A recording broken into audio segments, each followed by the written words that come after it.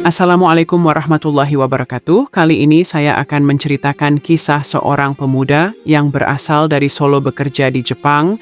Gajinya 100 juta, tugasnya menjaga janda hamil. Nama saya Putra, 28 tahun, asal Solo, Indonesia. Beberapa bulan lalu hidup saya seperti jalan di tempat. Lulusan D3 keperawatan, tapi kerja serabutan. Gaji pas-pasan, orang tua sakit, adik mau masuk kuliah. Saat itu saya seperti tenggelam dalam hutang dan kegagalan. Sampai tawaran itu datang. Seorang kenalan lama, Pak Joko, menawari saya pekerjaan di Jepang. Gajinya 100 juta rupiah, hanya untuk 3 bulan. Tugasnya juga sederhana katanya. Menjaga seorang wanita hamil yang tidak bisa berjalan sampai bayinya lahir. Namanya Madam Yui, katanya. Kamu akan tinggal di rumahnya di kota kecil bernama Totori. Dia orang kaya tapi tertutup. Cuma kamu dan satu pembantu lokal yang akan ada di rumah itu. Jangan tanya macam-macam, cukup jalankan tugasmu. Saya tahu itu mencurigakan. Tapi 100 juta bukan uang kecil. Tanpa pikir panjang, saya setuju. Saat tiba di Jepang, rumah tempat saya tinggal ternyata besar, tua, dan sepi. Bangunannya bergaya tradisional dengan tembok kayu dan lorong panjang. Di ruang tengah duduklah dia. Madam Yui mengenakan gaun hamil berwarna merah muda, duduk di kursi roda, wajahnya cantik tapi tegas. Ia menyambut saya tanpa senyum, hanya dengan tatapan tajam. Kau dari Indonesia? Tanyanya dalam bahasa Jepang. Saya Putra, saya akan menjaga Anda.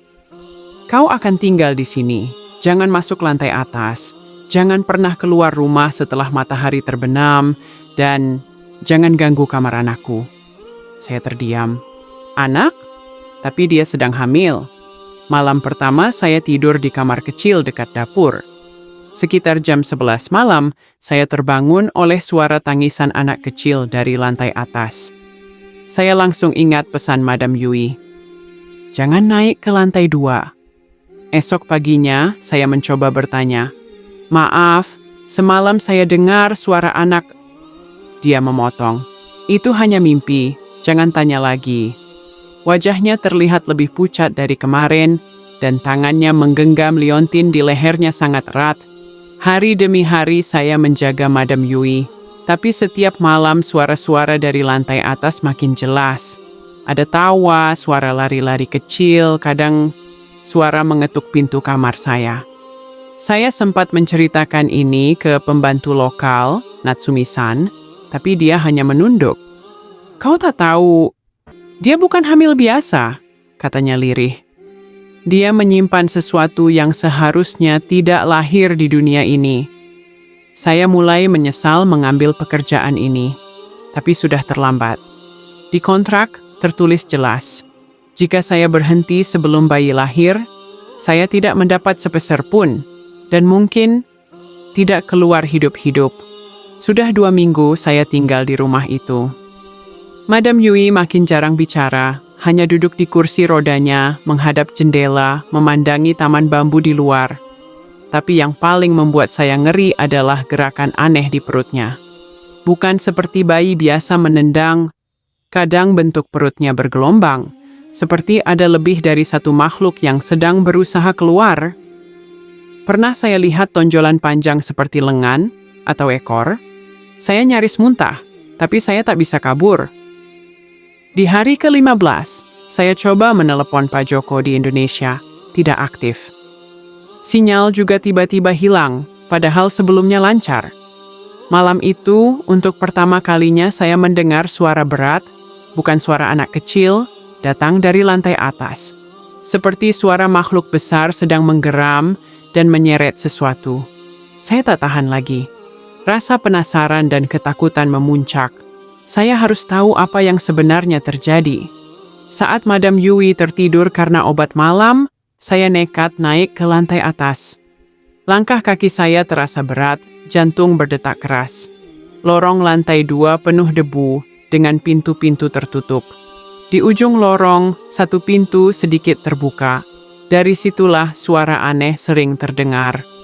Saya mendorong pelan dan melihat sebuah kamar anak yang penuh boneka tua dan tempat tidur bayi kosong. Tapi yang membuat bulu kuduk saya berdiri adalah lukisan besar di dinding. Seorang wanita hamil dengan wajah seperti Madame Yui, namun perutnya terbuka. Di dalamnya, bukan bayi, tapi ular besar bertanduk. Saya mundur ketakutan dan mendengar suara napas berat di belakang saya. "Sudah kubilang, jangan naik ke sini." Saya menoleh. Madame Yui berdiri. Ya, berdiri, bukan duduk di kursi roda. Wajahnya penuh kemarahan dan matanya hitam pekat. Saya dibawa turun ke ruang tengah. Madame Yui kini berbicara jujur. "Aku bukan manusia sepenuhnya, putra. Leluhurku keturunan roh ular dari pegunungan Daisen. Setiap beberapa generasi, salah satu wanita harus mengandung anak leluhur, agar keluarga kami tetap dilindungi oleh kekuatan mereka. Saya hanya disuruh menjaga." "Kau disuruh menjaga karena roh itu tak mau dijaga oleh orang Jepang. Ia hanya mau dijaga oleh manusia asing yang belum terikat tanah kelahirannya. Kau adalah wadah penjaga terakhir sebelum kelahiran ini dimulai." Saya ingin kabur, tapi tubuh saya lumpuh. Madame Yui menyentuh liontin di lehernya, dan cahaya merah menyala, membuat saya jatuh tak sadarkan diri. Saya terbangun saat hujan deras mengguyur luar rumah. Jam menunjukkan pukul 3 pagi. Di tengah ruangan, Madame Yui duduk di atas alas kain merah, mengerang kesakitan. Tapi bukan suara perempuan biasa. Suaranya bercampur desisan panjang, seperti ular marah. Natsumi-san berdiri di pojok ruangan, menangis. "Ini malamnya. Kamu tak bisa kabur. Saya hanya bisa berlutut." Dari perut Madame Yui, bayi itu akhirnya keluar, tapi bukan bayi biasa. Kulitnya bersisik kehitaman, matanya merah menyala, dan ekornya menjulur panjang. "Dia telah lahir," bisik Madame Yui. Lalu ia jatuh tak sadarkan diri, sementara makhluk kecil itu merayap ke arah saya. Saya tidak mati. Anehnya, bayi itu hanya mendekat, lalu menyentuh tangan saya. Saat itu, saya merasa seperti tersedot ke dimensi lain. Pemandangan hutan, gunung, ular raksasa, dan suara. "Kau telah memenuhi bagianmu, manusia. Pulanglah dengan hidup dan bawa rahasia ini sampai mati." Saya terbangun pagi harinya di kamar, dengan koper sudah terkemas. Di sampingnya sebuah amplop berisi uang. 100 juta rupiah, lengkap. Madame Yui hilang. Rumah itu kosong, seperti tak pernah ditinggali siapapun. Tak ada jejak. Kini saya sudah kembali ke Solo. Uang itu saya gunakan untuk orang tua dan membuka klinik kecil. Tapi setiap malam, saya tak bisa tidur nyenyak. Terkadang saya melihat bayangan ular di cermin. Dan di mimpi, bayi itu memanggil saya. "Oji-san, aku akan datang lagi."